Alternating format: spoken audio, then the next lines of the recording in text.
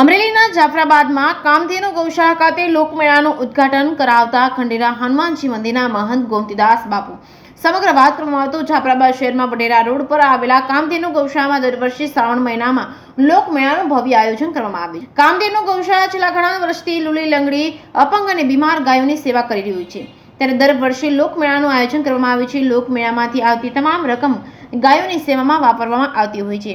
તેથી કામધેનુ ગૌશાળા દ્વારા દરેક લોકોને આ મેળામાં વધુમાં વધુ લાભ લેવા જણાવ્યું હતું. આ લોકમેળાના ઉદ્ઘાટન પ્રસંગે કોળી જ્ઞાતિના પ્રમુખ સ્વ કરણભાઈ બારૈયાના દિવ્ય આત્માને શાંતિ મળે તે માટે 2 મિનિટનું મૌન પાળવામાં આવ્યું હતું. કામધેનુ ગૌશાળા ટ્રસ્ટ તેમજ ભાજપના આગેવાનો, વિશ્વ હિન્દુ પરિષદ, બજરંગ દળ, દુર્ગા વાહિનીની બહેનો તેમજ માતૃશક્તિ તેમજ આરએસએસના કાર્યકર્તાઓ સાથે લોકમેળાનો ખુલ્લો મૂકવામાં આવ્યો હતો, જેમાં ગામના આગેવાનો, વેપારીઓ, વકીલ મંડળના આગેવાનો, દરેક સમાજના આગેવાનો ઉપસ્થિત રહ્યા હતા. જે કેસની ગુજરાતી સાથે કાળુ શાકનો જાફરાબાદ.